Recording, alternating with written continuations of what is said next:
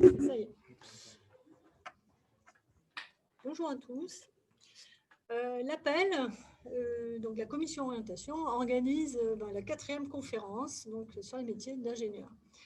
Donc à ce titre, nous avons préparé un petit diaporama qui va vous donner quelques indications sur les écoles d'ingénieurs. Bon, quelques chiffres. Environ 200 écoles d'ingénieurs en France. Alors la formation, c'est Bac+5 en sciences et gestion de projet. Un diplôme habilité par la commission des titres d'ingénieur.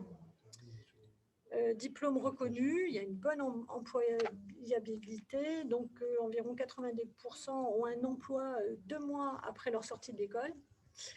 Des perspectives intéressantes, bien sûr. Un salaire moyen à la sortie de 34 500 € par an. 40 000 élèves s'engagent dans cette filière chaque année. Les effectifs croissent d'année en année et puis, bien sûr, il y a environ 20 à 30% de femmes.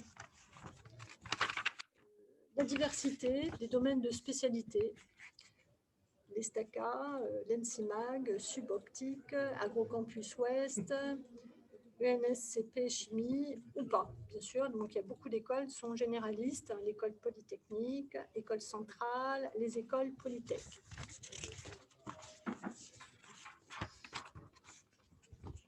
Leur statut juridique, des écoles publiques sous tutelle d'un ministère ou des écoles privées. Alors, les écoles publiques sous tutelle d'un ministère, il y a des écoles indépendantes des universités. Les frais annuels sont d'environ de 600 à 3 500 €. Les écoles internes aux universités, donc environ 600 € par an.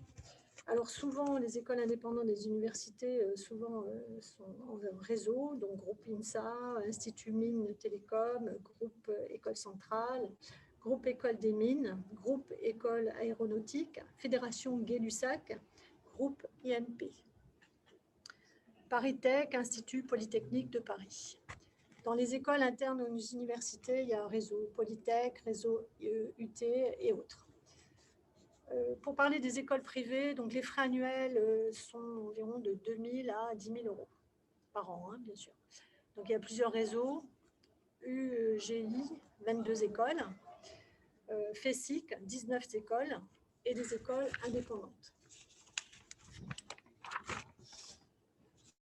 55 écoles privées, 112 écoles publiques dépendant du ministère de l'Enseignement supérieur, Recherche et Innovation, et 35 écoles publiques dépendant d'un autre ministère, ministère de la Défense, ministère de l'Agriculture, ministère de l'Économie et des Finances.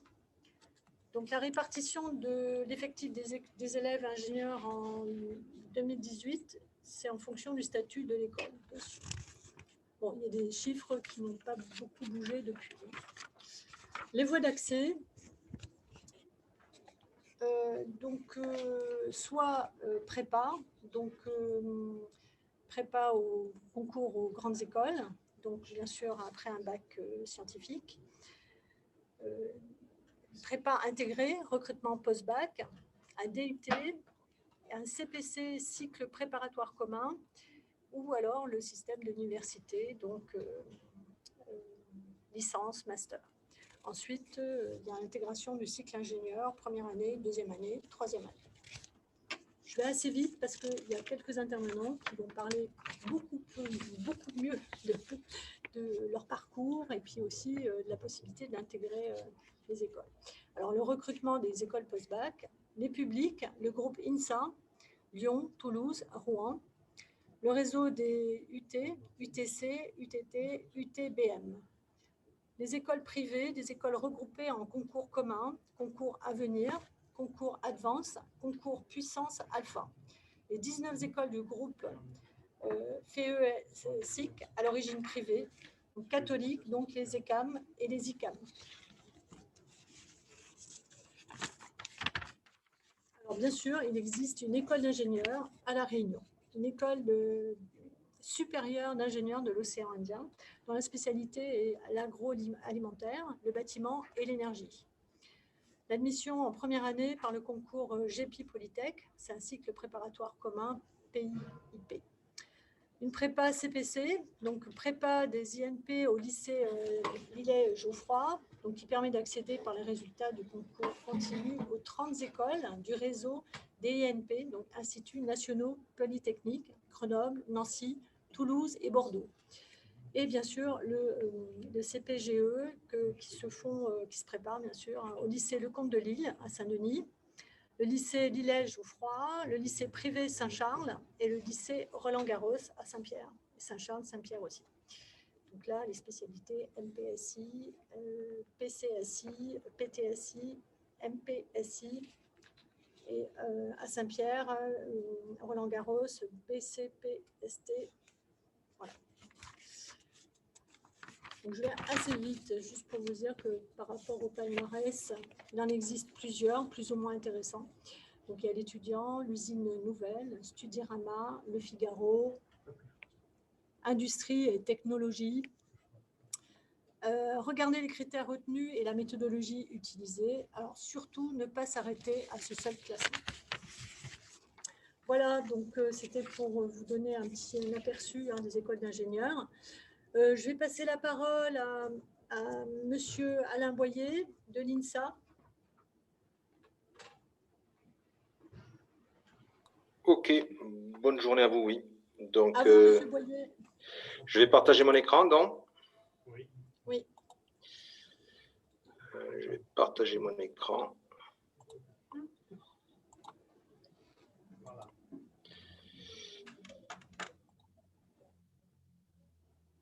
Est-ce que vous voyez ma présentation?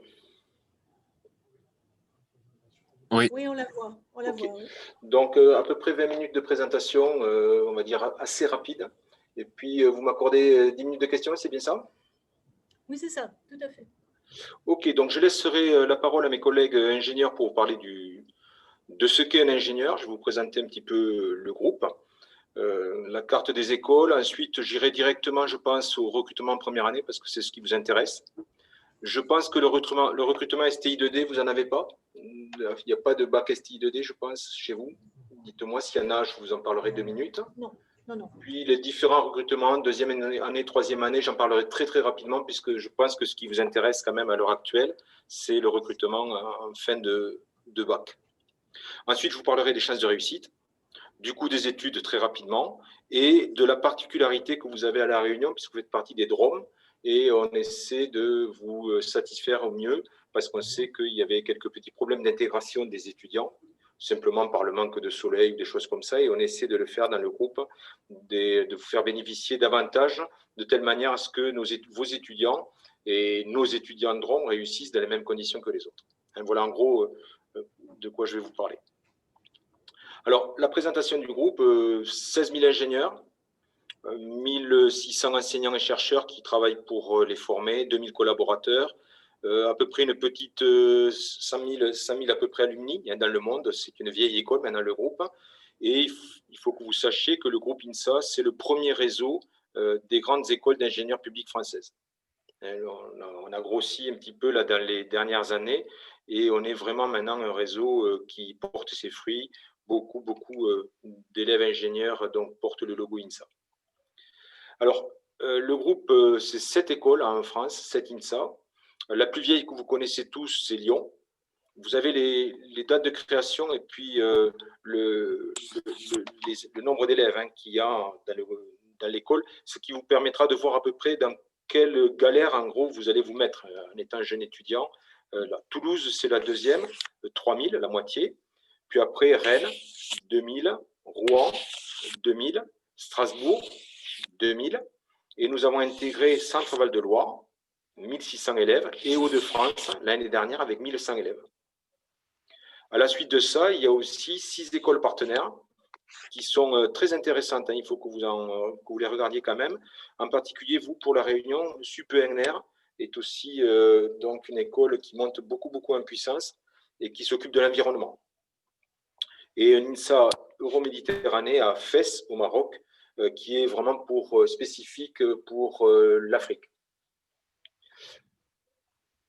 La vision du groupe, c'est un groupe qui a toujours eu une vision, donc c'est une école publique, et qui a été fondée par un philosophe, Gaston Berger. Et il a toujours associé à la technique Et ça fait donc c'est cette particularité, je pense, qui nous fait beaucoup progresser. Il a associé à la technique le sens de l'humain.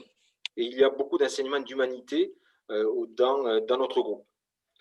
Alors, l'ingénieur, on vous en parlera beaucoup mieux que moi, mais en gros, c'est poser, étudier et résoudre des problèmes, s'occuper quand même de la vie et de l'environnement, ici.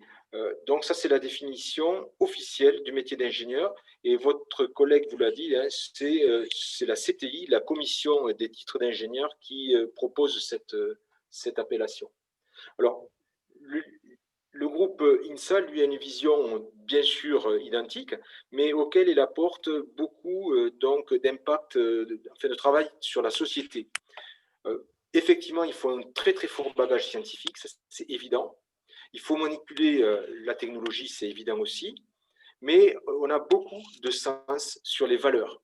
Une ouverture internationale très importante, avec une notion de langue vivante 2 qui était nouveau dans le groupe et qu'on a porté depuis une quinzaine d'années, en disant, en gros, l'anglais n'est pas une langue vivante, l'anglais c'est la langue de travail. Par contre, la négociation se fera toujours dans la langue du pays. Et donc, on apprend cette langue vivante 2 d'une manière totalement différente, et pour s'intégrer plus facilement dans le pays. Alors, beaucoup de sociétal, beaucoup de culturel, il y a des modules d'ouverture, on travaille beaucoup sur le genre et sur le handicap. Donc, ces différences sont vraiment des sources de richesse et d'innovation au sein du groupe.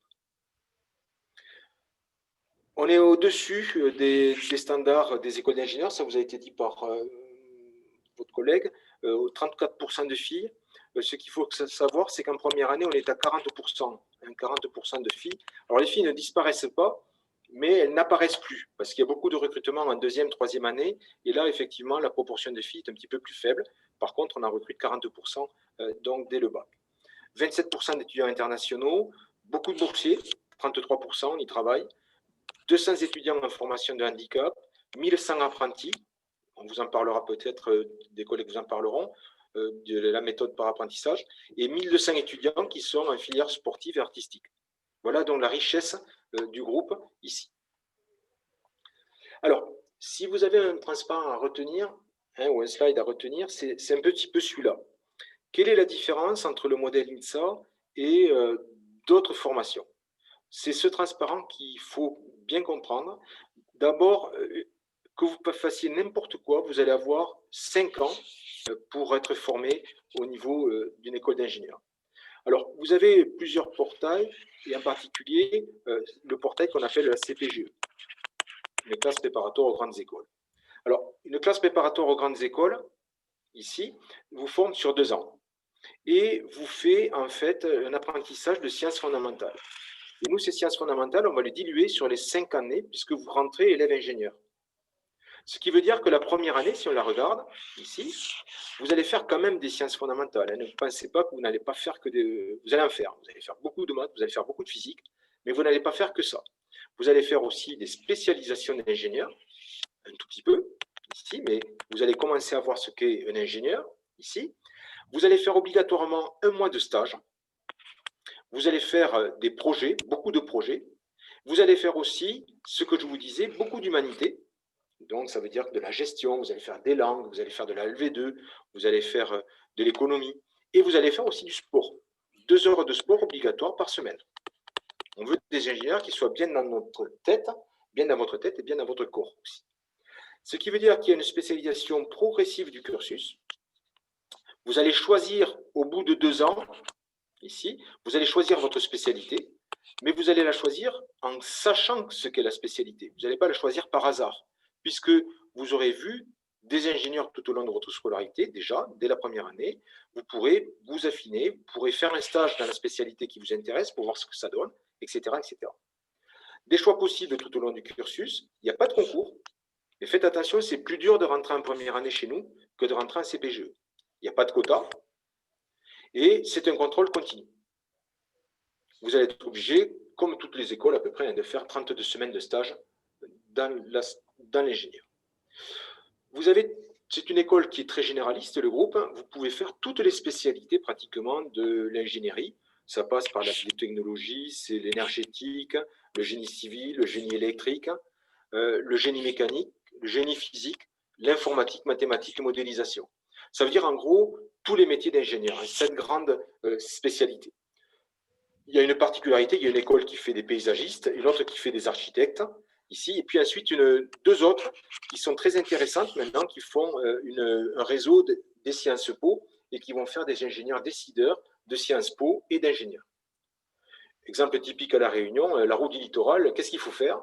Eh bien, il va falloir faire un appui, je pense, très, très, très politique et très technique, et nous formons ce type d'ingénieurs qui sont à la tête de gros décideurs. Des cours, ne vous faites pas de soucis, TD traditionnel entre 28 et 30, donc il y a une petite classe d'étudiants, quelques cours en amphi, mais ensuite vous allez avoir beaucoup de pédagogie innovante, vous allez avoir beaucoup de travaux pratiques. Dans INSA, il y a le mot A, qui est appliqué, et appliqué, en général, les étudiants n'aiment pas trop. Ce sont des réels, donc ce ne sont pas des solutions uniques. Ici, vous allez avoir des dispositifs d'accompagnement personnalisés. Vous pouvez toujours faire du sport, on me le pose comme question. Est-ce que je suis sportif de haut niveau? Vous pourrez faire 6 heures de sport par semaine sans problème. Nous formons, nous, des étudiants, ou avec mon accent, vous avez compris, j'étais de Toulouse. Nous avons des étudiants qui sont professionnels en rugby et ils vont faire l'INSA en 10 ans. Mais donc, ils vont pouvoir quand même avoir un diplôme d'ingénieur à la sortie et s'ils se blessent, ils sont très, très contents. Beaucoup de filières internationales, mobilité internationale obligatoire, 6 mois à l'étranger, obligatoire, double diplôme possible, et puis maintenant, malheureusement ou heureusement, comme vous voulez, beaucoup de formations qui se font par des MOOC, des SPOC, etc., beaucoup de formations à distance, beaucoup de ressources documentaires et numériques. Alors, cette vue va me permettre de vous parler très rapidement, comme ça après je n'en parlerai plus, des différentes rentrées. Vous pouvez rentrer bien sûr en première année, ça c'est la voie royale, c'est l'admission post-bac, c'est celle qu'on va voir tout à l'heure. Mais vous pourrez rentrer toujours en fin de première année par une première année de CPGE ou une licence dans une université. Vous pourrez rentrer en troisième année avec une deuxième année de CPGE sans concours, avec une licence L2 et oubliez peut-être le mot BTS, mais avec un très bon IUT. Et c'est les 3 portails qui vont vous permettre de rentrer dans le groupe. À la suite de ça, vous allez pouvoir être ingénieur, vous pourrez faire aussi une thèse à la suite de ça et rentrer dans la vie professionnelle. Alors, quand ça va bien, tout le monde rentre dans la vie professionnelle après un diplôme d'ingénieur, mais quand ça va mal, on se met en attente sur des PhD et puis ensuite, on va rentrer avec un bagage un petit peu plus important. C'est ce qui risque de se passer dans les années futures. Ensuite, vous pourrez faire tout ce qui vous plaît en même temps que vos études. Donc, vous voyez, danse-études, image-études, lumière, musique-études, toutes les écoles du groupe le permettent, sport-études, toutes les écoles le permettent, et vous pouvez faire du théâtre, du cinéma, etc. Exemple typique, là, vous avez l'orchestre des étudiants de Toulouse, de l'INSA de Toulouse, là, la danse, etc. Beaucoup de formations aussi, j'en parle plus au niveau des DROM, donc genre Guadeloupe, Antilles, etc., qui permettent de travailler avec l'Amérique latine et les Caraïbes, ici, et d'intégrer un groupe Amerinsa où on mélange les genres. Asinsa, où on mélange des Asiatiques avec des Français. Et le langage se fait en français, mais ensuite vous irez faire un stage en Asie. Donc beaucoup d'ouverture aux autres qui sont perdus. Donc ça, je n'en parle pas, on vous en parlera, beaucoup d'échanges. De toute façon, vous pourrez partir partout dans le monde sans aucun souci. Alors, ce qu'il faut que vous sachiez, parce qu'à La Réunion, il n'y en a pas, c'est que vous allez vivre dans un campus. Ça veut dire qu'un campus, c'est un ensemble dans lequel vous allez vivre et vous n'allez jamais être seul. Ce n'est pas La Réunion qui va être le plus loin de la métropole, rassurez-vous. Il y a beaucoup plus loin que vous. Et dans ce campus, il va y avoir une vie tout au long de l'année, vacances comprises. Vous n'allez pas être dans une chambre donc, où à la fin des pendant les vacances, on vous vire. Vous allez avoir des bibliothèques sur ces campus, des espaces donc, modernes et intégrés. Vous allez avoir obligatoirement un logement. On l'oblige à avoir ce logement sur le campus pour nos étudiants qui sont de La Réunion ou autres. Je vous expliquerai pourquoi après. Vous allez pouvoir déjeuner, dîner sur place. Vous aurez des équipements sportifs de haut niveau et une vie associative très intense. Il y a 320 clubs et associations, donc vous pouvez faire tout ce que vous voulez. Du parapente, du parachutisme, vous pourrez faire du robot, vous pourrez faire de l'informatique, etc. Donc des thèmes humanitaires, du sport, de l'économie, du culturel et des scientifiques, sans aucun problème. Là, par exemple, vous avez l'éco-marathon Shell, où vous avez une petite voiture qui va faire plus de 3000 km, et c'est un plan qui se fait avec toutes les écoles mondiales. Alors, on a 80%. Alors, pardon, je ne sais pas ce qui s'est passé, donc je vais revenir. Voilà, on a 80% de diplômes qui sont recrutés dans les moins de 6 mois. Ça, c'était la CTI qui nous l'avait fait l'année dernière. Cette année, je ne sais pas, je ne peux pas vous dire combien on a. On va y travailler. Je suppose vraiment qu'on en aura un petit peu moins. Et ensuite, il y a, quand ça va très bien, 68% des étudiants qui sont recrutés avant l'obtention du diplôme. C'est lors du stage. Et enfin, un salaire moyen de 37 000 euros, légèrement supérieur à la moyenne des salaires des ingénieurs. On essaie, nous, de travailler avec nos étudiants pour justement augmenter ce chiffre-là et le négocier lors de la formation.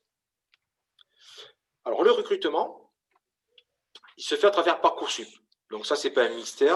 Vous allez avoir une formation là-dessus. Vous avez vu qu'il n'y a plus de bac scientifique. Maintenant, c'est un bac général, ici. Et donc, on va avoir un recrutement qui va être légèrement différent. Alors, ça, c'est Parcoursup, je ne vous en parle pas. Ce qu'il faut que vous sachiez, par contre, même s'il y a 14 écoles dans le groupe avec les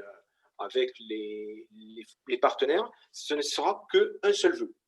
Donc, un seul vœu sur les 10 que vous allez avoir. Si vous cochez toutes les écoles du groupe, c'est la même chose. Donc, un seul vœu.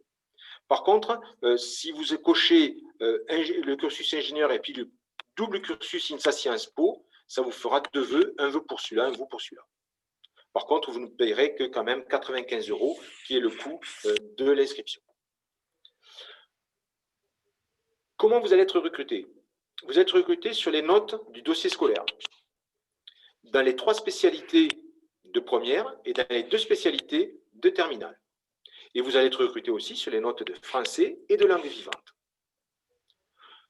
On va vous recruter toujours en relatif, c'est-à-dire par rapport aux notes du premier et aux notes de la moyenne quand Parcoursup nous donnera ces notes-là.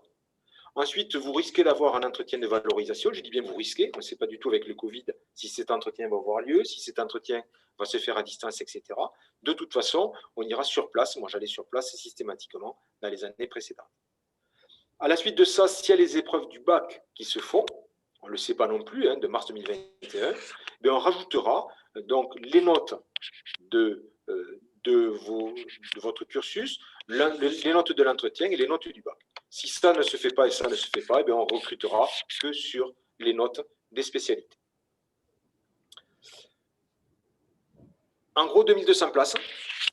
Alors, plus les INSA sont grandes, plus il y a de places, mais ce n'est pas pour autant que vous avez plus de facilité d'y rentrer, puisqu'il va y avoir beaucoup plus de demandes.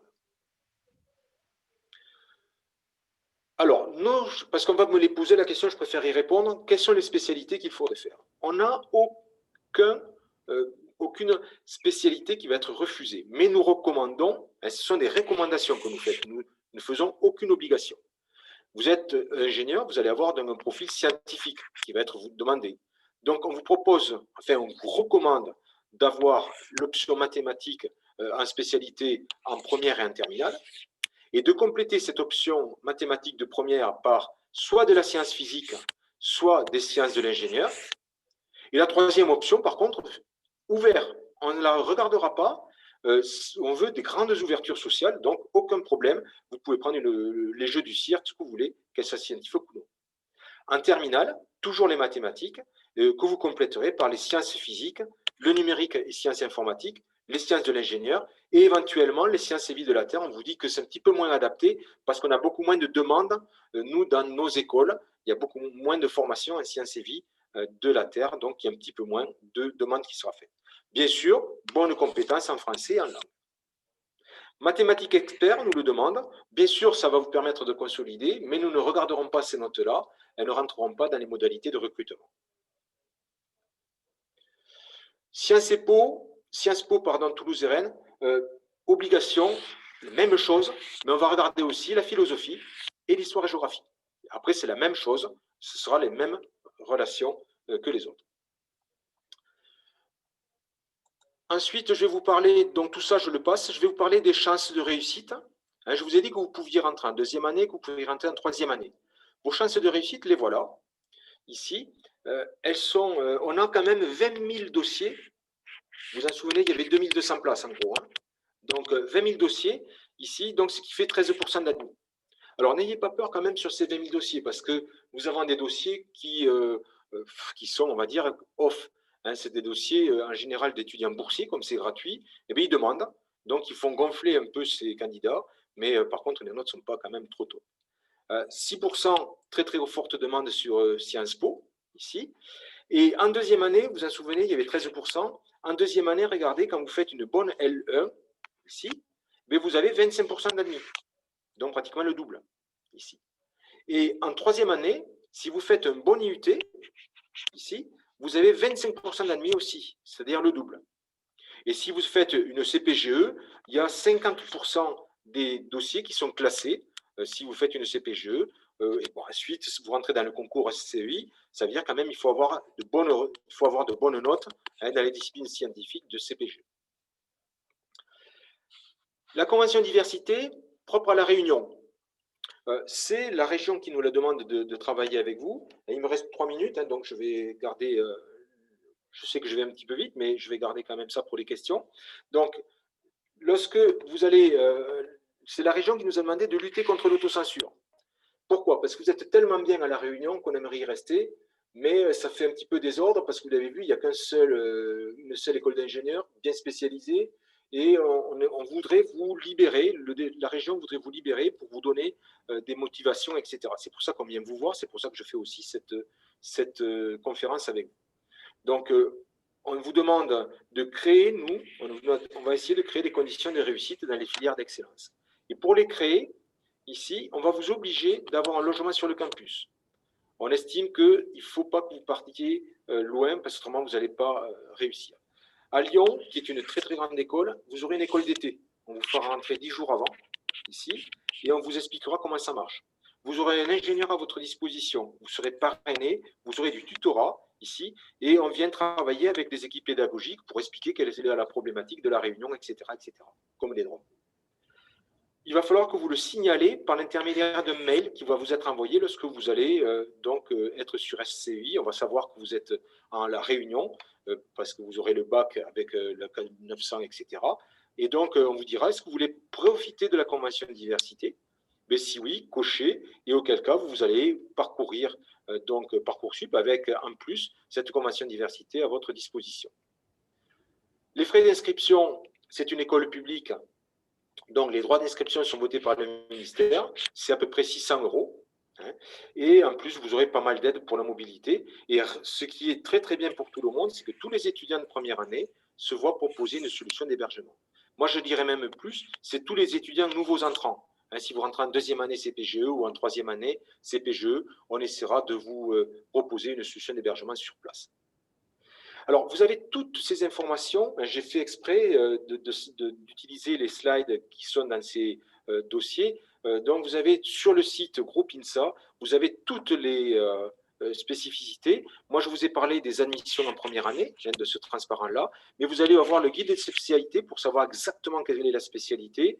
Vous allez avoir aussi le guide des départements et régions d'outre-mer qui sont là. Et donc, ça vous permettra d'affiner et d'aller beaucoup plus loin dans ce que je viens de vous dire, mais déjà vous aurez compris pas mal de choses. Il y a des journées portes ouvertes, alors vous avez de la chance, vous pourrez y participer cette année parce qu'elles sont toutes par visio, donc je vous conseille d'y aller, hein, par visio, et vous avez Toulouse qui est le 23 janvier, et vous avez Lyon qui est le 23 janvier. Tiens, vous avez les deux en même temps, donc vous pourrez basculer sur les deux en parallèle et aller visiter un des départements de spécialité qui vous intéresse. Voilà, j'en ai terminé. Vous voyez, excusez-moi, je suis allé relativement vite, mais je ne voulais pas vous faire perdre trop de temps et je suis prêt à répondre aux questions s'il y en a. Merci, Monsieur Boyer. J'espère que je suis pas allé trop vite. Vous êtes allé. Oui, ça vous sait. En tout cas, merci pour ce dossier très bien mené. Hein, vraiment, je crois qu'il y a eu pas mal de réponses à toutes les questions que peuvent se poser les élèves et puis leurs parents. Alors, les questions, est-ce qu'il connaît le pourcentage d'étudiants réunionnais en première année, par exemple? Alors, en gros, est-ce que vous connaissez le pourcentage de... Non, le pourcentage, ça va être très très minime, mais en gros, il y a quand même 60 étudiants réunionnais à peu près qui viennent sur le groupe. Moi, sur Toulouse, par exemple, j'en ai 7 ou 8. C'est moi qui les suis. Mais disons qu'il y en a pas mal quand même. Vous êtes au niveau des Dromes, la population la plus grosse par rapport à la Guadeloupe, la Martinique, la Guyane, etc. Ok, merci. Je crois que j'ai une question. Merci, c'était très intéressant et clair, donc ça va. C'est pas une question, ça va très bien. Oui, j'aurais une question, s'il vous plaît. Allez-y, allez-y. En tout cas, merci beaucoup de prendre le temps de nous expliquer, de nous présenter le groupe INSA. J'aurais une question. À quel moment du cursus on pourra faire aller à l'étranger, je veux dire? Bon, c'est vrai qu'avec les En fait, vous allez à l'étranger, vous allez en troisième année si vous intégrez en première année, c'est-à-dire que vous avez passé 2 ans dans l'école et puis la troisième année vous partez à l'étranger faire un semestre, etc. Mais si vous rentrez en troisième année, ça va être plutôt la quatrième et la cinquième année. Vous voyez, il faut avoir passé 2 ans dans l'école parce que aller à l'étranger, ça se prépare. Et pour que ça se prépare, donc il faut attendre en gros 1 an à 2 ans. En général, les étudiants aiment bien faire la première et la deuxième année dans l'école. Et puis la troisième année, hop, ils volent de leur propre zèle. D'accord, très bien. Et quant au salaire, vous pensez qu'il fluctuera dans les années à venir? Alors, nous, il va monter, c'est évident, parce que le groupe est en train de monter au niveau des classements. Allez les voir. Et vous avez ma collègue a dit de très très bonnes choses, c'est-à-dire que le classement, il vaut ce qu'il vaut. Ne le prenez pas à la lettre. Les classifications sont totalement différentes. En gros, plus l'école est grosse, mieux elle est classée, vous savez, avec ce nombre, etc. Mais par contre, essayez de trouver une école où il y a des spécialités qui vous intéressent. Et allez voir le guide des spécialités pour voir vraiment les spécialités qui vous intéressent. Et donc, ça se passera comme ça. Alors, j'ai une question, je vais y répondre aussi. J'ai une question là, utilisateur à tout le monde. Si j'ai bien compris, il n'y a pas de spécialité en ingénieur aéronautique et spatial. Non. Nous, on cherche à avoir, et puis je suis très très bien placé pour en parler, je suis de Toulouse, avec l'accent. Je suis ingénieur mécanicien. J'ai 80% des étudiants qui sont chez Airbus. Okay, on n'a jamais parlé, nous, de former des ingénieurs en aéronautique et spatiale. Et ça tombe bien. Pourquoi? Parce que Airbus, ça va descendre pas mal. Nous avons une grosse crise aéronautique. Et nos ingénieurs, nous allons les placer partout. Parce qu'ils savent faire de l'avion, mais ils savent faire aussi du TGV, ils savent faire de la machine-outil, ils savent faire tout un tas de choses. Et dans l'ingénieur aéronautique spatial, ça ne veut rien dire. Parce que vous pouvez avoir un ingénieur qui fait de l'informatique, qui travaille pour le spatial, qui va faire de la physique, qui va travailler pour le spatial, qui va faire de la mécanique, qui va faire des mathématiques et qui va travailler pour le spatial, etc. etc. Donc, l'ingénieur spécialisé, c'est vraiment un technicien, c'est plus un ingénieur. A-t-on autant de chances d'accéder à votre école en réalisant une prépa et deuxième année de licence? Oui, vous avez vu les statistiques, c'est presque plus facile, mais donc, le tout, c'est de savoir, si vous avez le bagage pour rentrer en première année, imaginez que vous soyez un très très bon candidat, vous êtes un premier de votre classe, etc., utilisez-le si vous ne voulez pas faire autre chose. Si vous ne voulez pas faire Polytechnique, utilisez ce bagage-là. Pourquoi? Parce qu'on va recruter, nous, des ingénieurs en deuxième et troisième année, mais qui, maintenant, sont bons en deuxième année CPGE. Alors, est-ce que vous allez être bon en deuxième année CPGE? C'est peut-être pas évident. Par contre, si vous avez envie d'aller en CPGE, allez-y, parce que nous, on est un groupe d'écoles qui sont, je le dis honnêtement et sans aucun complexe, derrière Polytechnique et derrière les écoles centrales. Ce n'est pas notre tasse de thé. Nous, on cherche à avoir des ingénieurs qui soient très techniques, mais qui soient ouverts vers le monde et qui ont un bon acquis humaniste. Mais ce n'est pas un décideur en tant que tel dès le début.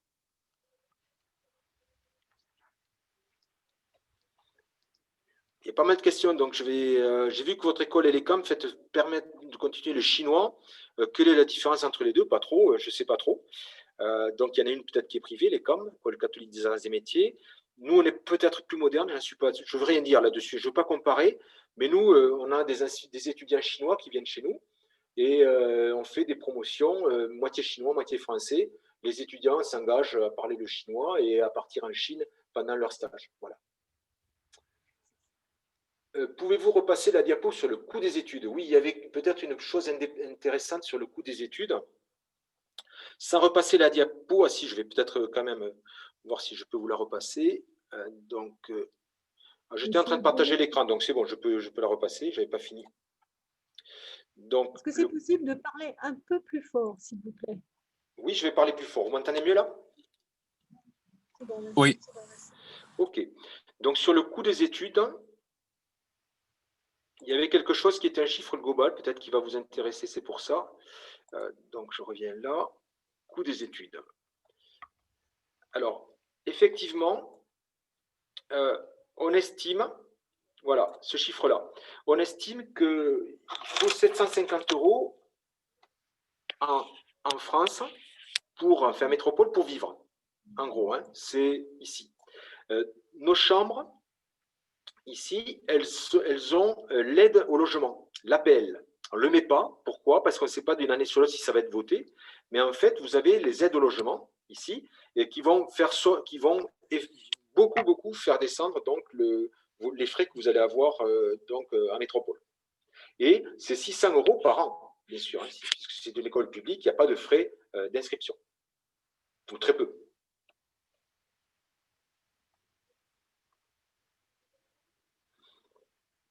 Je n'ai pas d'autres questions. Voilà.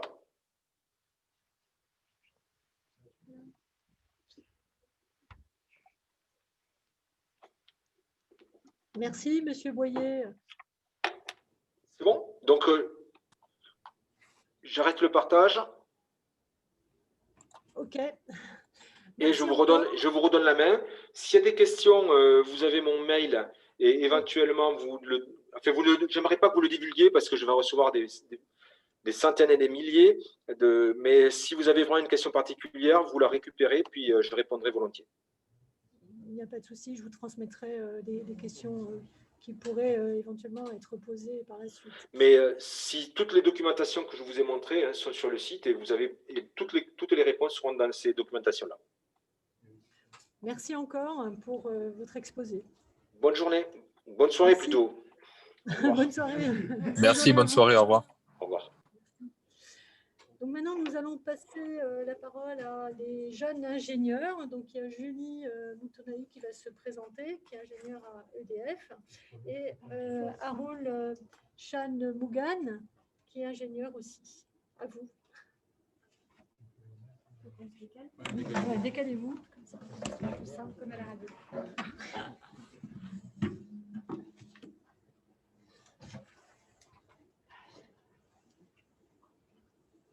Tu veux commencer? Ok. Je ramène comme ça? Bonjour à tous. Donc, je m'appelle Julie Moutonaïk. Donc, je suis ingénieure chez EDF dans la production, donc dans l'hydroélectricité. Je suis réunionnaise. J'ai fait une CPGE à La Réunion, au lycée Lecomte de Lille, PCSI et PSI. Donc, suite à ça, il y a eu les concours et j'ai intégré une école à La Rochelle, donc, qui s'appelle l'EXI. Donc, c'est une école généraliste où on peut choisir quand même une spécialité. Et moi, j'ai choisi conception industrialisée, conception mécanique, donc une spé plus orientée méca. Suite à ça, je ne sais pas s'il y a des questions particulières sur le parcours à l'école. Donc, il y avait la première année, c'était tronc commun, où on avait, comme il disait pour l'INSA, on testait un peu toutes les spécialités pour vraiment pouvoir choisir la spécialité qu'on voudra pour les 2 dernières années. Donc, comme j'ai dit, moi, j'avais choisi méca. Sur la 2e année, on avait la possibilité de faire un parcours Erasmus. Donc, j'ai pu intégrer une université en Espagne pendant 6 mois. Et sur ma dernière année d'école d'ingé, donc j'ai été accompagnée par EDF dans le cadre d'un contrat de professionnalisation, donc qui rentre un peu dans le cursus apprenti. Et en 2018, donc j'ai été diplômée et par la suite embauchée par EDF à l'exploitation, donc au service production à La Réunion. C'était peut-être un peu rapide, je ne sais pas ce qui vous intéresse vraiment. Enfin, allez-y pour les questions, peut-être que ce sera plus simple comme ça. Oui, j'aurais une question. Tu as parlé que tu avais fait une CPGE. Comment s'est fait ton inscription? Je veux dire, elle a été assez facile ou pour les CPGE, ils se basent plus sur le dossier, c'est bien ça? Ou C'est ça, oui. Ok, d'accord, très bien. Et Alors, comment tu décrirais ton parcours? Je veux dire, ton dossier scolaire. alors au lycée, j'étais plutôt une bonne élève, j'avais un bon dossier, euh, plutôt maths physique que bio. Mais j'avais quand même pris une option en terminale SVT. Donc, je n'avais pas fait de SI de base au lycée, mais comme j'avais un bon dossier en maths et en physique, donc j'ai pu intégrer la PCSI. Donc, en pensant que j'allais être attirée par la chimie, mais au final, pas du tout. Et du coup, la deuxième année, j'ai fait PSI. Et en fait, la sélection en CPGE, oui, c'est sur dossier. Alors, nous, ce n'était pas Parcoursup, c'était APB, oui. C'était APB. Du coup, on faisait les choix. Je pense que c'est le même système. Et puis, les choix sont acceptés ou pas dans l'ordre de priorité qu'on avait mis. Et oui, c'était sur dossier. D'accord. Et du coup, ça t'a pas vraiment, enfin, je veux dire, au niveau, vu que tu n'avais pas fait SI au lycée, tu as senti le retard une fois que tu t'es inscrit en CPGE ou pas vraiment? Sur les premiers mois, oui, sur les 2-3 premiers mois. Mais après, ça allait très vite avec les bonnes bases de physique. En fait, ça va assez vite. Il y avait beaucoup d'entraide aussi en prépa.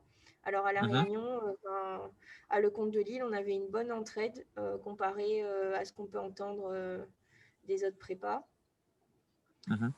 Donc, du coup, les gens qui avaient fait SPSI, ils aidaient ceux qui n'avaient pas fait. Et inversement, ceux qui avaient fait SP physique, ils aidaient les autres. Donc, on se partageait un peu nos connaissances comme ça.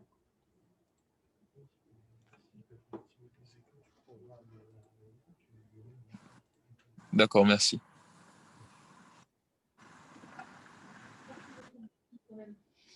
Alors en PCSI, oui, il y avait beaucoup de filles, mais du coup qui sont parties plus vers le PC, donc physique-chimie en deuxième année.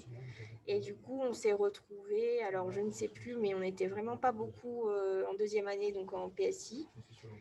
Et en école d'ingé, quand on prend une dominante sur les 2 dernières années, en dominante méca, sur 50, on était peut-être 6 ou 7 filles. Donc il n'y avait pas beaucoup de filles, non. C'est comme tu fais, quand tu crées. Est-ce que nous, ça te paraît plutôt un avantage ou un désavantage? Parce que ça joue un rôle, ou ça aucune différence dans le milieu professionnel dans lequel tu évolues? Alors, tout au long de la scolarité, je n'ai pas vu de différence du fait qu'on soit un nombre inférieur dans les cours. Ensuite, dans le monde professionnel, alors du coup, aujourd'hui, pareil, dans mon métier, je suis la seule fille dans mon service. Au service production, il n'y a que des hommes. Donc, l'intégration était un petit peu compliquée. Donc, pas seulement du fait que je sois une femme, mais aussi du fait de l'âge. Donc, mais je trouve qu'aujourd'hui, il y a moins de... Enfin, c'est moins un frein. Peut-être plus un avantage aussi. Ouais, ça dépend. Alors oui, c'est vrai qu'il y a des métiers où on cherche à féminiser, donc oui, ça peut être un avantage. Après, on va prendre sur les compétences. Donc, je ne sais pas si c'est vraiment, on appelle ça la discrimination positive. Ouais, il y avait une question qui s'est affichée, mais je ne la vois pas. Comment s'est passé? Comment s'est déroulé ton insertion professionnelle? Alors, donc, ça s'est très bien passé. Donc, je savais que j'allais être embauchée avant d'être diplômée, puisque sur ma dernière année d'école, j'ai fait un contrat pro avec EDF. Donc, ils m'ont accompagnée sur ma dernière année d'école. Il y a eu une partie alternance où j'ai pu faire des immersions dans des centrales hydrauliques en métropole, qui n'étaient pas loin de mon école. Et ensuite, je suis rentrée à La Réunion où j'ai fait 9 mois d'entreprise cumulée Et puis, donc c'était en décembre, et puis j'étais embauchée en octobre et diplômée en septembre. Donc, enfin, tout est allé très vite. Comme le contrat pro, en fait, qui fait office de stage de fin d'études, s'est très bien passé. Donc, il n'y a pas eu de... Enfin, il y a pas eu de souci à l'embauche. Mais de toute façon, en général, enfin, les gens de ma promo, la plupart, ceux qui ont fait un stage de fin d'études où ça s'est bien passé, ils ont tous été embauchés dans les entreprises. Oui, alors c'est Lexi. C'est à La Rochelle. Donc, on a un campus à La Rochelle et un campus à Casablanca. Le campus de Casablanca, il est orienté bâtiment. Et à La Rochelle, en spécialité, il y avait mécanique, environnement, mécatronique et management industriel. Et je ne sais plus l'autre.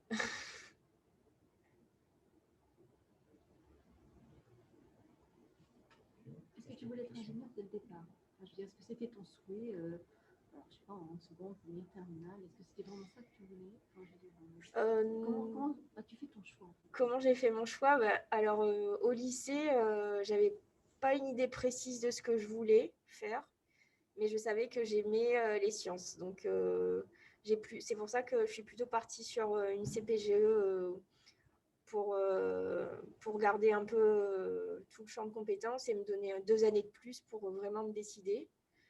Donc la CPGE, ça fait vraiment un tronc commun. Suite à ça, enfin, ça nous donne 2 ans pour bien étudier les écoles, regarder ce qui nous plaît, qu'est-ce qu'on aimerait faire. Et donc ça laisse un peu plus de temps après le bac pour se décider. Suite au concours, alors je crois qu'en plus les concours, c'est même plus les mêmes cette année. Donc nous, on avait des banques de concours, E3A, Polytech, les mines, Centrale. Et donc du coup, c'était sur le concours E3A, Lexi. Après les concours, il fallait partir en métropole pour passer les oraux. Suite à ça, donc, on a fait un peu le tour des écoles, parce que pas tout le monde a pu centraliser les oraux sur Paris. Donc, j'ai pu faire mon choix en regardant un peu l'environnement, ce que l'école proposait. Je voulais faire de l'international, donc c'était important aussi pour moi qu'il y ait une ouverture à l'international. Ce qui était bien dans l'école, c'est qu'on proposait beaucoup de projets avec des entreprises. Donc, j'ai pu faire un projet industriel sur une année avec Stelia Aerospace à Rochefort. L'entreprise marraine, parce que chaque promotion a une entreprise marraine. Nous, notre entreprise, c'était Stelia, qui fait partie du groupe Airbus. On a pu travailler aussi avec une entreprise dans le biomédical où ils voulaient mettre en place une maintenance prédictive. Donc, en fait, ce qui est bien, c'est qu'il y a la partie école théorique, mais aussi il y a l'intégration qui se fait petit à petit avec les entreprises et différents corps de métier, où on peut un peu se tâter, se chercher, voir vraiment ce qui nous intéresse pour faire nos choix précis sur la fin. Alors, comment s'est passée la fin de la CPGE? C'est-à-dire, ah oui, il y a les concours, donc c'est ce que je disais. Donc, je ne sais pas si les banques sont les mêmes cette année, mais il y avait des banques de concours. Donc, il fallait s'inscrire à chaque banque de concours et payer, je crois, par banque de concours. Et une fois les écrits passés, il y a les résultats. Si on est sélectionné, on part pour les oraux en métropole.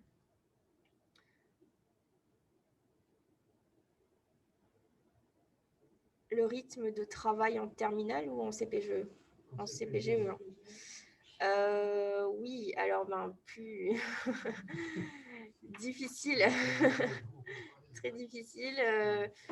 Le rythme, pas beaucoup d'heures de sommeil. En fait, ça va très vite. Le programme, il est très, très dense et ça va très vite. On n'a pas le temps d'assimiler pour le devoir. Et du coup, on l'assimile après le devoir. Donc, en fait, il faut être prêt à se ramasser vraiment des mauvaises notes. Il ne faut pas démoraliser. Il faut vraiment avoir un bon moral pour se dire merde, j'ai jamais eu 2 de ma vie. Là, j'ai eu 2 et c'est ma meilleure note de la semaine, quoi. Combien d'heures? Ça dépend. Je ne sais pas. Je me souviens que je ne dormais pas beaucoup. Mais combien d'heures? Déjà, il y a la journée de travail, donc la journée d'école. Donc, c'était 7h30, 17h. Le midi, il y avait l'école. Donc, il y avait 2 ou 3 cols dans la semaine. Et puis, une fois que les cours sont finis, petite pause goûter et puis on redémarre. Donc, moi, ce que je faisais, c'est que des fois, je dormais genre de 20h à 23h et puis je reprenais un peu pour en question de faire une petite coupure. Après, chacun son rythme. Hein, donc, voilà. Mais le plus important pour moi, c'est de garder le moral et vraiment pas de baisser les bras, quoi. Ce qui n'est pas facile quand on a l'habitude d'avoir des bonnes notes au lycée. Et au final, on se retrouve du jour au lendemain en prépa et on se dit, mais qu'est-ce qu'on fait là, quoi? Et au niveau du financement des études, comment ça s'est déroulé? Est-ce que tu peux obtenir une bourse ou pas? Non, alors moi, je ne suis pas boursière, du coup, je n'ai pas pu obtenir de bourse. Mais par contre, sur ma dernière année d'école, comme j'étais en contrat de professionnalisation, donc EDF m'a accompagnée et ils ont supporté les frais d'inscription. Vous disiez de bonnes notes en terminale. C'est quoi des bonnes notes en terminale? Des bonnes notes en terminale, c'est, je ne sais pas, 15 de moyenne.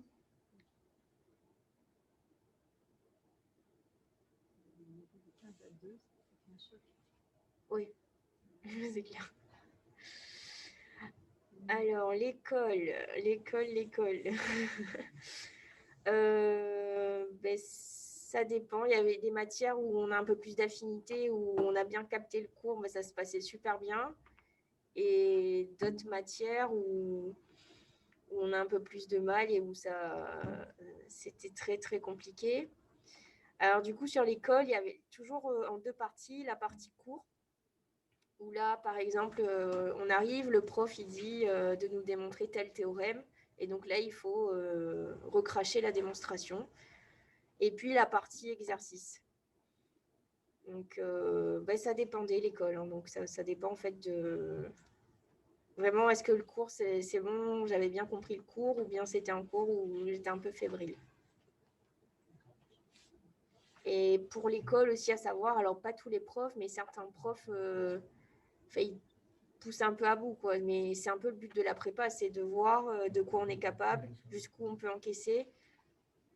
Parce que dans les métiers, peut-être pas tous les métiers, mais dans certains métiers qu'on sera amené à exercer, on devrait être capable de, sous la pression, prendre des décisions, de faire des choix, de gérer des équipes, de prendre parfois des décisions importantes et dans un délai court. Donc, le fait d'être à l'épreuve pendant 2 ans et d'être un peu sous pression, ça fait vraiment les épaules pour la suite. Et puis, en fait, on est un peu formaté et on ne s'en rend même pas compte qu'on est capable d'encaisser pas mal de choses, quoi. Alors, l'école, c'est 1 heure.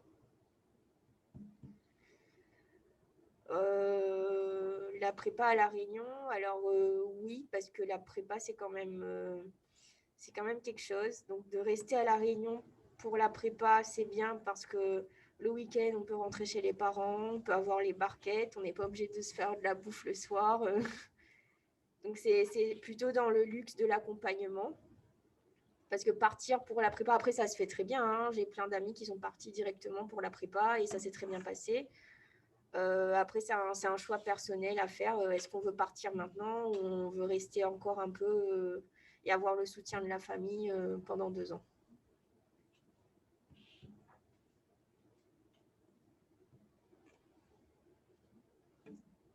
Bon, j'ai plus de questions. La suite de votre carrière? La suite de ma carrière, bonne question. Pour l'instant, je me plais beaucoup dans ce que je fais parce que déjà la production, vraiment, on est sur les métiers de demain. Donc, comment préparer la transition énergétique, comment développer les énergies renouvelables. La suite de ma carrière, j'espère continuer dans ce domaine, donc, qui me plaît énormément et pour moi, vraiment, c'est les enjeux de demain.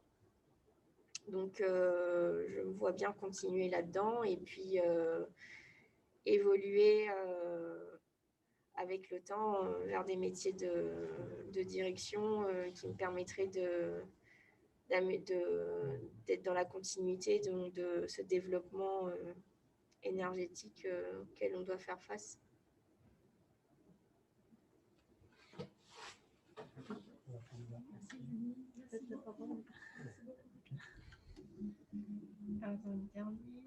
Une dernière question. PC. Sur les chances de ceux qui ont choisi d'abandonner PC et de garder les SP. C'est quoi PC? Parce qu'en fait, maintenant, les élèves de dernière classe 6 ne peuvent pas tout garder, ils ont droit à 2 spécialités. Donc, il y en a qui s'inquiètent parce qu'ils ont abandonné physique, chimie. Ils ont gardé que sciences de l'ingénieur et maths.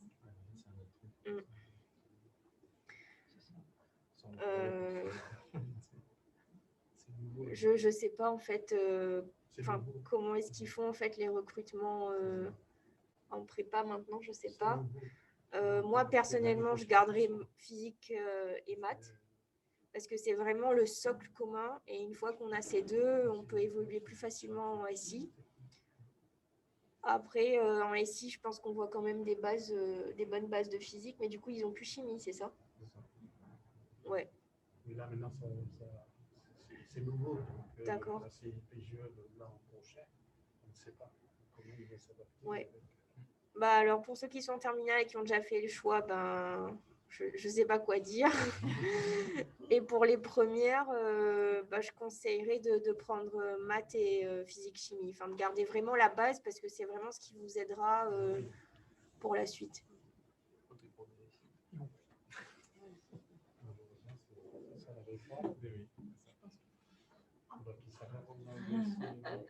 Ouais, sans la chimie.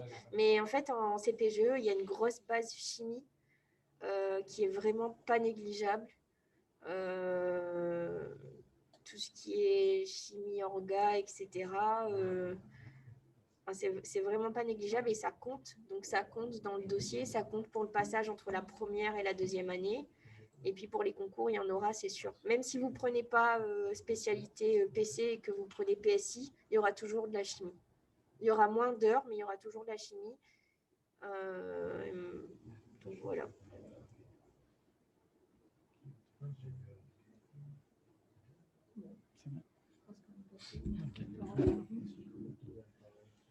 Alors, bonsoir à vous tous.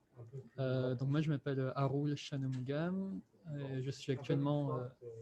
je m'appelle Arul Shanmugam et je suis actuellement ingénieur R&D, ingénieur recherche et développement, chez une jeune entreprise innovante qui s'appelle Green Mascarine Technology. Et on est situé, en fait, on est hébergé au Sirois, à la Technopole, dans le nord de l'île. Donc pour revenir un peu sur mon parcours, donc j'ai fait un bac S ici, au lycée Baye-Pierre, donc, au lycée Baye-Pierre, et j'ai fait un bac S avec en section européenne, une SP, un SVT, et je crois que j'ai eu une mention assez bien, quelque chose comme ça. Donc une fois que j'ai eu mon bac, c'est vrai qu'on se pose beaucoup la question de ce qu'on va faire après le bac. Donc après le bac, je me suis posé la question de ce que je voulais faire, et donc je me suis orienté vers des études de médecine. Encore plus fort? C'est bon? Ça va mieux. Donc oui, j'ai fait des études de médecine, j'ai fait quelques années, et j'ai eu un poste qui ne m'attirait pas trop, donc j'ai décidé de prendre une première passerelle. Donc j'ai atterri en licence 2 de biochimie, pour la simple et bonne raison que pendant mes études de médecine, j'ai pris goût à la biochimie et que c'était une discipline qui me plaisait beaucoup, et j'ai beaucoup de facilité là-dedans. Et donc ensuite, la licence de biochimie, j'ai fait 2 ans, donc en licence 2 et licence 3. J'ai eu mon diplôme de licence. Et ensuite, je me suis posé la question de ce que je voulais faire plus tard, et j'ai candidaté pour une école d'ingé. Et donc, j'ai été accepté à Polytech Nantes en génie des procédés et des bioprocédés. Et donc, je suis arrivé en 3e année directement. Et donc voilà. Et puis, donc c'est du génie chimie et biochimie. Donc, j'ai fait une spécialisation en bio-industrie. Et au cours de ces 3 ans-là, j'ai fait mes 3 stages. Donc en fait, on a un stage chaque année, dont un stage obligatoire à l'étranger, que j'ai fait en 4e année. Donc je l'ai fait à Boston. Alors j'ai eu beaucoup de chance parce que je l'ai fait chez une start-up sur le campus de Harvard. Donc ça fait très joli sur le CV pour le coup. Et donc en fait, en dernière année, je suis rentré à La Réunion. J'ai fait mon dernier stage à La Réunion dans une boîte dont je ne citerai le nom pour des simples raisons, parce que c'était pas non plus la meilleure expérience de ma vie. Et donc après avoir eu mon diplôme en école d'ingé, j'ai fait une formation en master 2 en administration des entreprises à l'IAE. Donc en fait, en général, quand vous êtes ingénieur, de fois on vous demande d'avoir une double compétence, donc d'être à la fois ingénieur et manager. Donc finalement, c'est la formation que j'ai suivie juste après. Donc après, ensuite, il y a eu un moment de flottement où il fallait trouver un boulot.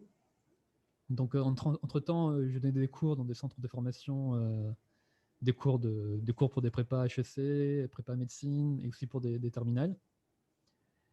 Et enfin, j'ai été recruté par une entreprise, donc Green Mascarine Technologies, et en tant qu'ingénieur R&D. Donc en fait, on développe des procédés de traitement des micropolluants dans les eaux. Alors on développe, donc voilà, on travaille beaucoup sur le traitement des eaux. On a aussi une partie sur l'environnement, sur l'aide aux agriculteurs avec des automates de fertilisation. Et bientôt, on va développer une activité sur la production de microalgues, en fait, afin d'extraire un composé d'intérêt à des fins agroalimentaires, textiles et cosmétiques. Et donc, en plus d'être ingénieur, donc je suis aussi un doctorat. Donc, j'effectue un doctorat en collaboration avec une entreprise, et donc pour obtenir le titre plus tard de docteur ingénieur. Donc voilà. Donc, je vais essayer de répondre aux questions. Comment tu décrirais les infrastructures de Polytech Nantes? Sont-ils propices à la recherche? Ont-ils le matériel nécessaire? Alors ça dépend dans quelle formation tu te lances. Moi j'étais en génie des procédés, des bioprocédés. C'était une formation qui était assez jeune. Donc on n'avait pas non plus beaucoup de matériel au sein de l'école. Mais après on est lié à des laboratoires qui sont très bien équipés.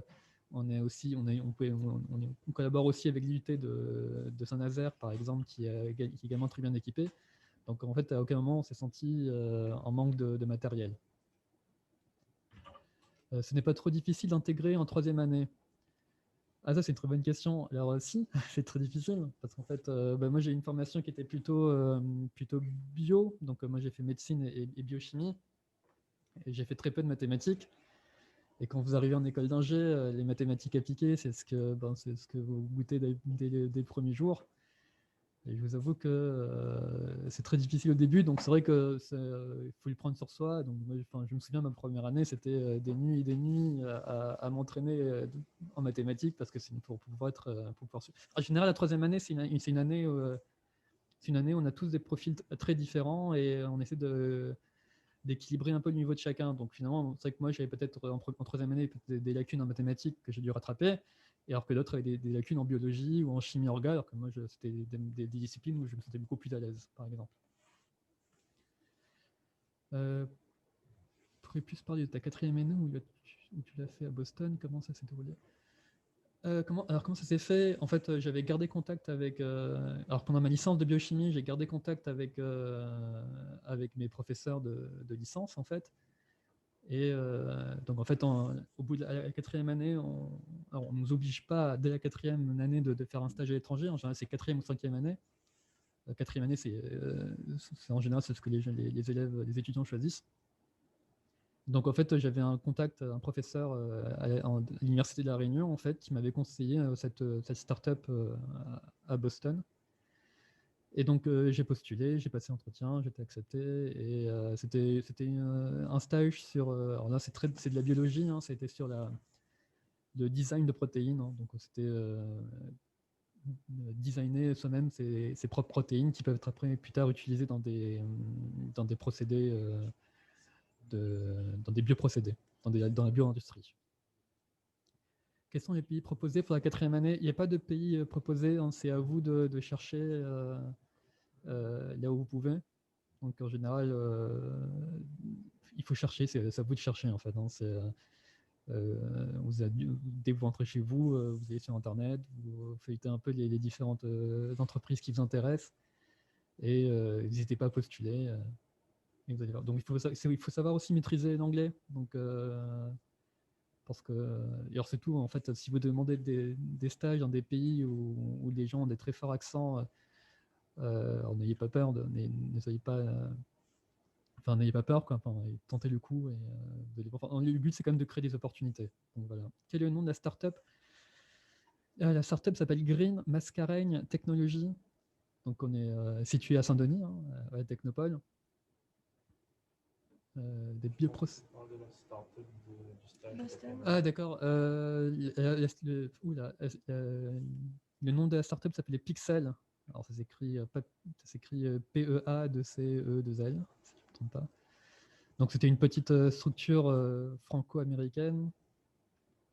Donc, voilà. Et puis, ils avaient développé des algorithmes en fait, de design de protéines dans lesquels je participais. Alors, des bioprocédés dans l'agroalimentaire. Oui, le cas le plus simple, c'est la spiruline. Hein. La spiruline, ça vient de la production de microalgues. Donc, en fait, pour revenir sur les bioprocédés, en fait, c'est-à-dire qu'on fait intervenir le vivant, donc, soit à travers des bactéries, des plantes, des microalgues, pour extraire un composé d'intérêt qui sera plus tard utilisé dans différents types d'industries, hein, donc en agroalimentaire, dans l'environnement, en textile, cosmétique, ce que vous voulez. Où avez-vous fait vos années de licence et comment se sont-elles déroulées? J'ai fait mes années de licence à La Réunion, à l'Université de La Réunion. Donc voilà, comment se sont déroulées? En fait, alors moi j'ai eu de la chance ou de la malchance, je ne sais pas, mais j'ai fait des études de médecine avant qui m'imposent déjà un rythme de travail qui était déjà très soutenu. Moi, je me rappelle, c'était des journées de 7h jusqu'à 23h en comptant les cours. En comptant les cours, on était tout le temps dedans, quoi. Donc, une fois qu'on arrive en licence, la licence, elle est beaucoup plus simple, quoi. Du coup, on est beaucoup moins fatigué. Et puis, en tout cas dans mon cas, et donc ça m'a permis aussi d'arriver, je crois que je suis arrivé 3e de ma promo sans trop me forcer, parce que justement j'étais derrière, j'ai pas mal trimé en médecine.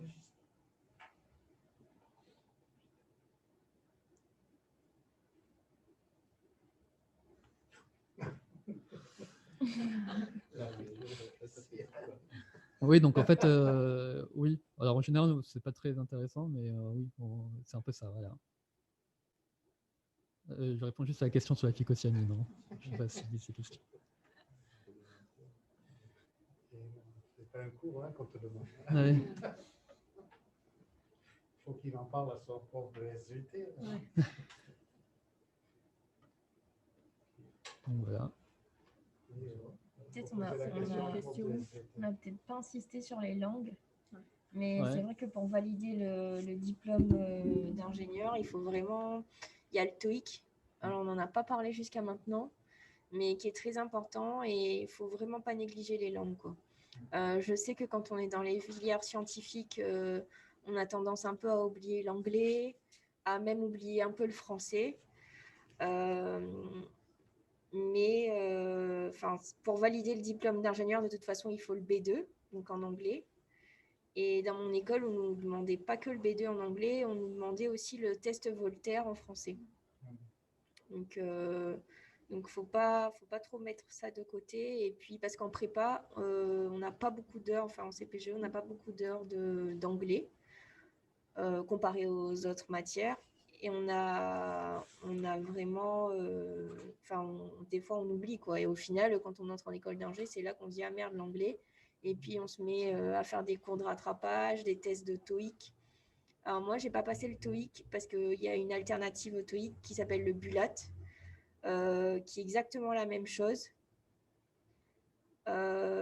Sauf que sur une des parties, on n'est pas contraint en temps. C'est la seule différence entre le TOEIC et le BULAT. Et alors, je sais plus, c'est 785, non? Il me semble. Quelque chose comme ça, ouais. 85.15. Ouais, c'est ça le niveau qu'il faut valider. Non, il n'y a plus de... Alors, en prépa, si, il y a philo. Alors, ça s'appelait pas philo. Je ne sais plus comment ça s'appelait, mais oui. Et qui compte pour certains concours autant que les maths. Donc oui. Les diplômes de langue, vous les passez par vous-même ou c'est au Non, sein de l'école? non, c'est au sein de l'école. C'est au sein de l'école. Oui. Ok. Donc ça ne sert à rien de les passer à l'avance, en fin de compte. Non, c'est... Ouais, c'est ça. Par contre, moi, dans mon cas, j'ai passé le TOEIC, j'ai raté le TOEIC la première fois, j'étais obligé de le repasser, mais en candidat libre en quelque sorte. Là, c'est moi qui le finance. Oui, c'est ça, oui.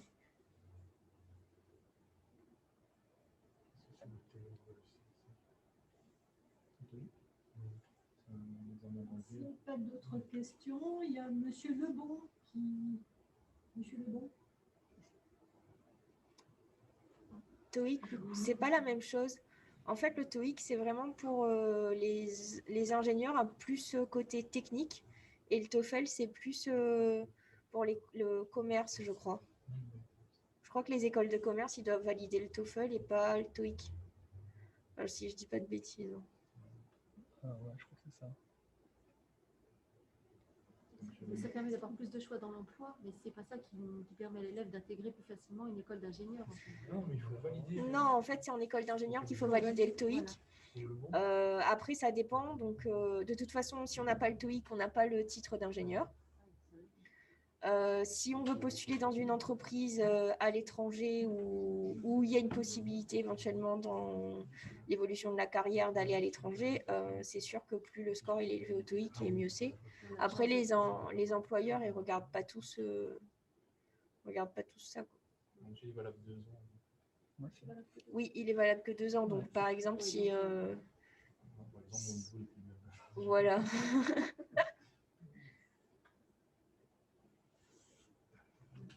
On laisse la parole à quelqu'un d'autre. Oui, à Monsieur Lebon. Oui, bonsoir.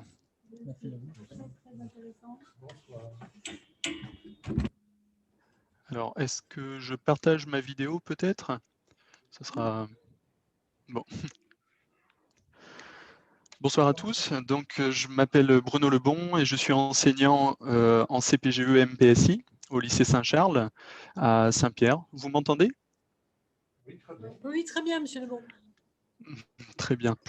Eh bien, tout d'abord, merci de m'avoir invité. Et donc, comme son nom l'indique, la CPGE est une classe prépa au concours. Donc, on ne prépare pas du tout au métier d'ingénieur, mais on prépare au concours d'entrée dans les écoles d'ingénieurs. Donc, c'était très intéressant d'avoir le ressenti d'anciens étudiants, du coup, et aussi les questions là, que j'ai vues passer. Je me permets de rebondir un petit peu sur le recrutement, parce qu'il y avait pas mal de questions sur les spécialités, voilà, est-ce qu'il faut garder l'IC, la physique, les maths, etc. Je serais tenté de dire que tout dépend de la classe prépa qui vous intéresse, en fait. Puisque, alors moi, je représente la prépa MPSI, c'est-à-dire maths, physique et sciences de l'ingénieur, mais vous avez plusieurs classes prépa, hein. La demoiselle qui est là, donc vous avez fait une PC, je crois, une PC, une PSI. Donc là, cette fois, ce sont les dominantes en fait qui changent, bien évidemment. Donc par exemple, hein, si vous voulez faire une MPSI, la dominante, c'est les maths et la physique.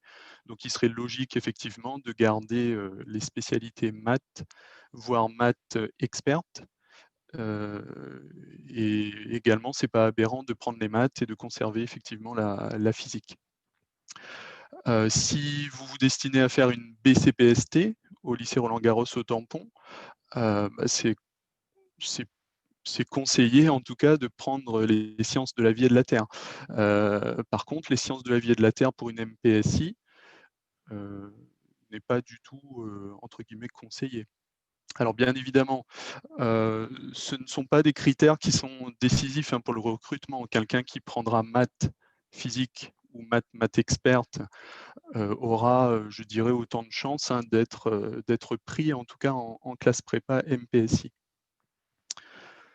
Voilà. Après, concernant, effectivement, il y avait une question là sur les sciences de l'ingénieur, quelqu'un qui s'inquiétait, en tout cas sur le niveau, s'il n'a pas fait de sciences de l'ingénieur, est-ce qu'il aura du mal à évoluer en CPGE? En fait, je serais tenté de dire non, puisqu'on reprend en fait les bases des sciences de l'ingénieur. Donc, il n'y a pas d'inquiétude en tout cas là-dessus. En classe prépa, vous avez effectivement en fait du français, vous avez encore de l'anglais. Concernant la MPSI, puisque c'est la classe que je représente davantage et que je connais en fait, vous avez donc une dominante maths, vous avez encore de la physique, de la chimie, de l'informatique, sciences de l'ingénieur, vous avez de l'EPS en fait, du sport également. Voilà. Qu'est-ce que j'ai à vous préciser d'autre? En fait, une CPGE, moi je vous conseille vivement de faire une CPGE, tout simplement parce que ce n'est pas du temps perdu. Vous savez qu'après la première année, bon, bien évidemment, si vous avez joué le jeu hein, en CPGE, vous avez des équivalences en partenariat avec l'Université de La Réunion qui vous donne le droit d'intégrer directement la L2 après la première année de CPGE et la L3 après la deuxième année de CPGE.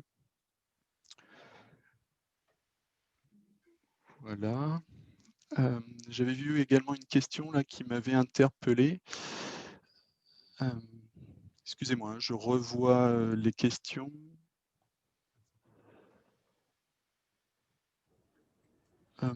Ah oui, concernant le rythme en CPGE, c'est vrai que c'est un rythme qui est très soutenu par rapport à ce que vous connaissez en fait en lycée, tout simplement parce que effectivement le lycée, vous allez préparer un examen, donc il faut avoir une note honorable en fait pour avoir cet examen. Là, on vous prépare un concours. Alors la note, je dirais minimale ne suffit pas, il faut être dans les meilleurs. Donc effectivement, c'est un rythme qui est très soutenu.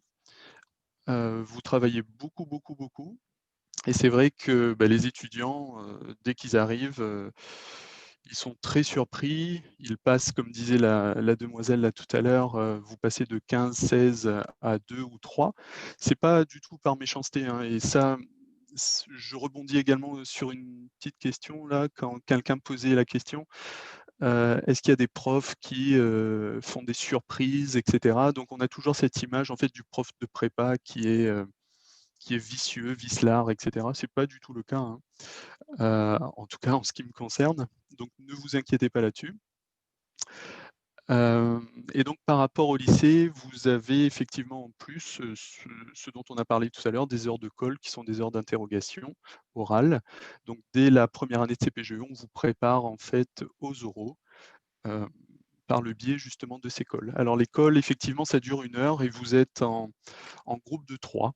Voilà, on fait dès le début de l'année, en fait, des petits groupes de 3. Et donc vous passez la call en fait à 3. Voilà. Alors je vais prendre les différentes questions. Si vous avez ensuite des questions que je n'ai pas le temps de répondre, en fait, je vous laisserai mes coordonnées et je me ferai un plaisir de vous répondre à tout ça. Alors, la CPGE valorise-t-elle plus ses étudiants de terminale? Alors, comme l'a dit tout à l'heure le monsieur à l'INSA, il y a plusieurs façons d'entrer dans une école d'ingénieur. Donc, soit vous entrez dans l'école d'ingénieur après la terminale sur dossier, soit vous choisissez de passer par une CPGE. La CPGE vous permet tout simplement d'intégrer l'école d'ingé dès la 3e année, enfin à partir de la 3e année. C'est vrai qu'en général, lorsque vous faites une CPGE, le rythme est tellement soutenu que lorsque vous arrivez en 3e année, après, le retour qu'on a en tout cas des étudiants, c'est qu'ils revivent. Ils ont le temps de refaire plein de choses. Voilà, pourriez-vous les coordonnées? Oui, je vous donnerai mes coordonnées. Alors, l'ambiance en prépa est très très bonne. En tout cas, là, je vous parle de l'ambiance dans mon lycée, hein. Les étudiants qu'on a ne sont jamais, alors là, je l'assure, jamais en compétition en fait entre eux. C'est une très très très très bonne ambiance. Ils sont en compétition avec les autres prépas, mais en tout cas pas entre eux. Tout simplement, hein, parce que vous avez en fait on a des classes de 40 étudiants et sur les 40 étudiants, tous ne veulent pas la même école d'ingénieurs, donc ils n'ont pas de raison en fait d'être en compétition effectivement entre eux. Donc une très bonne ambiance en prépa. Est-ce préférable de garder la physique-chimie ou la SI, pardon, ou la SI en terminale? Là, c'est au choix. Moi, ça ne sera pas un critère en fait déterminant pour la sélection des dossiers, parce que oui, j'ai oublié de vous le préciser, pour sélectionner en fait les dossiers, classiquement, en fait, on regarde toutes vos notes depuis la première et jusqu'au début de terminale, puisque on a accès en fait qu'au début de la classe de terminale. Toutes ces notes et tous les commentaires rentrent dans un très gros algorithme qui nous sort un classement que l'on revoit en fait point par point, élève par élève, en décortiquant un peu plus le dossier et surtout donc en regardant les différents commentaires. Donc nous, ce qu'on recherche, hein, ce sont des étudiants qui sont assez homogènes. Homogènes parce que, comme le disaient les deux personnes précédentes, il faut être bon effectivement en maths, en physique, etc. Mais il ne faut surtout pas négliger le français, les langues. Ce sont des matières très très importantes et en général, c'est ça aussi qui fait la différence au concours. Donc on recherche des étudiants qui sont assez homogènes. Donc un profil, par exemple, 18 en maths, 5 en français et 6 en anglais, sera défavorable par rapport à un profil 15 en français, 15 en maths, voilà, etc. Je repense également donc à quelque chose concernant les concours. Alors, pour l'instant, ça fonctionne toujours de la même façon. On a évoqué tout à l'heure effectivement les banques de concours. Vous avez 5 banques concernant les prépas MPSI, PCSI. Donc, les écoles d'ingénieurs sont tellement nombreuses qu'elles se sont regroupées en banques. Donc, vous avez les banques ENS, c'est la plus prestigieuse, en fait, l'école normale supérieure. Vous avez la banque qui regroupe également l'IX, Polytechnique. Ensuite, vous avez les banques centrales, vous avez les banques, les mines, et les mines ponts. Vous avez les CCP et vous avez les E3A. Voilà, donc ce sont les banques de concours. Donc pour l'instant, ça fonctionne de la même façon. Alors, ça va peut-être être réformé.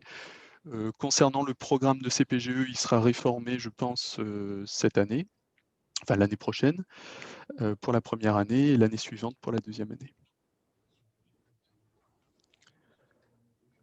Être polyvalent, oui, ça fait la différence. Être polyvalent, c'est une qualité en tout cas pour le métier ensuite d'ingénieur et également pour le concours, hein. Quel pourcentage d'élèves réussissent le concours ENS dans votre prépa? Alors, j'ai un document, si ça vous intéresse, je pourrais vous le faire parvenir, qui répertorie en fait l'ensemble des étudiants qui ont réussi l'ENS, Centrale. L'année dernière, un étudiant a réussi l'X, Polytechnique.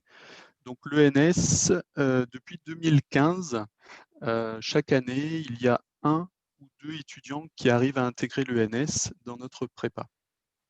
Voilà. Et grosso modo, ce qu'il faut savoir, c'est que pratiquement tous les étudiants qui rentrent en prépa trouvent une voie de sortie, que ça soit dans une école d'ingé, que ça soit dans une équivalence, donc avec une licence. Donc faire une prépa, c'est vraiment très intéressant. Et je reviens aussi sur, voilà, puisque ça me revient en tête là, concernant le fait de partir ou pas en métropole pour faire une prépa. Je pense que c'est une très mauvaise idée de partir en métropole pour une prépa, parce que comme le disaient les 2 intervenants précédents, ce sont en fait des années très difficiles. Vous avez un rythme qui est très soutenu et donc c'est important d'avoir la famille près de soi. La demoiselle donc a dit effectivement que certains réussissent quand ils partent en métropole. À l'inverse, je connais aussi beaucoup d'étudiants. Donc on a l'expérience maintenant, on a le retour de tout ça d'étudiants, très bons étudiants, hein, qui après la terminale voulaient absolument Henri IV, Louis le Grand, Fermat à Toulouse, etc. Et qui n'ont pas mesuré en fait l'éloignement, le changement de saison, etc., etc., et qui se sont cassés la figure royalement. Donc il faut avoir ça en tête, et à la Réunion, on a des prépas qui sont vraiment excellentes et qui tiennent le coup.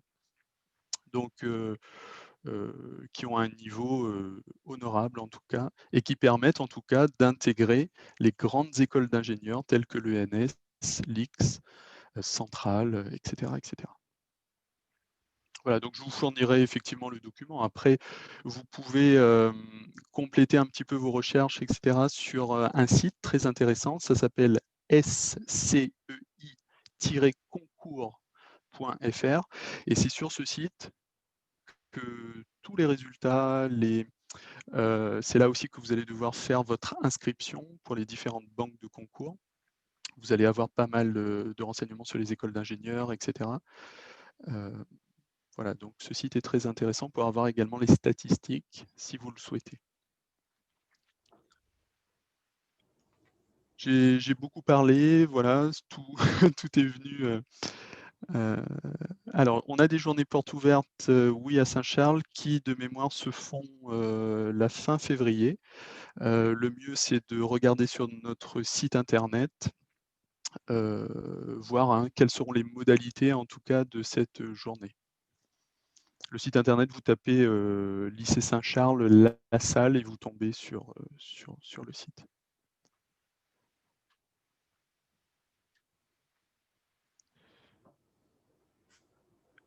Voilà, si vous avez des questions, n'hésitez pas.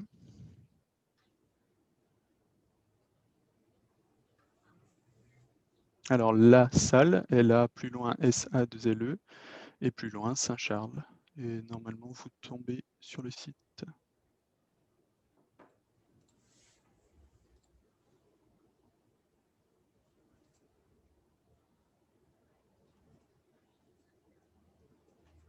Bon. Écoutez, je crois que s'il n'y a pas d'autres questions... Ah, si, encore une. Je vous laisse répondre. Alors, vous connaissez la différence entre une CPGEM PPC et une prépa intégrée? Alors, en termes de niveau, ce qu'il faut savoir, c'est qu'une prépa intégrée, c'est très bien aussi, hein, comme une prépa, une CPGE. La prépa intégrée, vous allez, comme son nom l'indique, elle est intégrée à une école d'ingé. Donc, quand vous rentrez dans une prépa intégrée, vous signez en réalité pour la suite également. Si vous faites une CPGE, ça vous laisse plus de latitude pour ensuite choisir l'école et le concours en fait qui vous intéresse. Donc en termes de niveau, donc ce n'est pas le même non plus, puisque là vous commencez dès la première année en prépa intégrée. La CPGE va vous préparer en fait un concours. Alors dans les classes prépa intégrées, il n'y a pas de concours. Donc là effectivement, on peut pas comparer en fait les niveaux. Mais en tout cas, si vous rentrez dans une classe prépa intégrée, en général, vous ne pouvez pas, vous n'avez pas en tout cas les outils nécessaires au bout de la deuxième année pour passer les concours qu'un étudiant de CPGE pourrait lui présenter après la deuxième année. Je voulais savoir si vous connaissiez des sites d'anciens concours. C'est-à-dire des annales, c'est ça? Si vous voulez des annales de concours. Je ne comprends pas trop la question.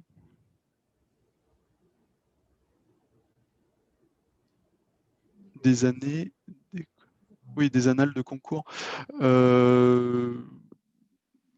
Alors, comme ça, non, mais je sais, en tout cas, il suffit de taper dans le moteur de recherche, annales de concours, et il y a des sites qui sont très bien faits, mais là, je n'ai plus en tête, effectivement, l'adresse de ces sites, qui répertorient tous les sujets, effectivement, par banque de concours. C'est pas très, très compliqué à trouver sur Internet. Vous n'avez pas cependant les corrections, ou alors c'est assez rare. Les sites proposent les corrections, mais moyennant finance.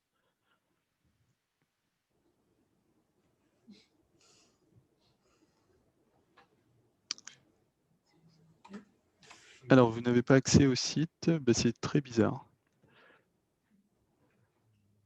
Peut-être qu'il est en maintenance. Ah, aux corrections.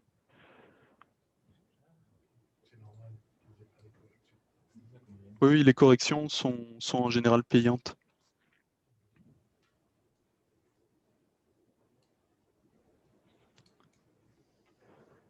Voilà, je n'ai rien à ajouter. Après, effectivement, moi, je vous incite vivement à faire une CPGE, non pas ce que je prêche pour ma paroisse, c'est pas ça, c'est que je pense que c'est intéressant de mettre le pied en tout cas et de ne surtout pas regretter de ne pas avoir choisi une CPGE, parce que si vous faites une licence, vous n'allez pas pouvoir, après la première année de licence, revenir en CPGE. Vous serez tout simplement moins bien classé qu'un élève qui sort de terminale. Donc il est important, si vous avez en tout cas un doute, de faire la CPGE. Si ça ne vous plaît pas au bout de la première année, vous bifurquez. Voilà, vous avez toujours, il vaut mieux le faire dans ce sens plutôt que dans le sens inverse. Et pareil, si vous faites une année de médecine, très très compliqué, voire impossible de venir ensuite en CPGE.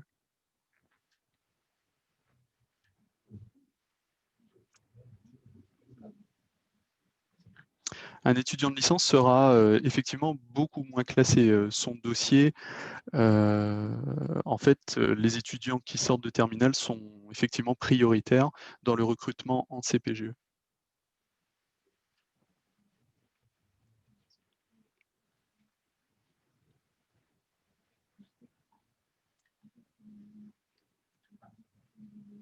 Bon, je crois que voilà. Il n'y a pas d'autres questions. Monsieur Lebon, merci en tout cas pour votre participation. Alors, je vais tout simplement vous laisser mon adresse. Je vais l'écrire, tout simplement. Donc, c'est très facile à retenir. lebon.bruno@stcharles. Je l'écris, vous l'aurez en fait tous. .fr. Ah, c'est un ST, il y a une erreur. Voilà.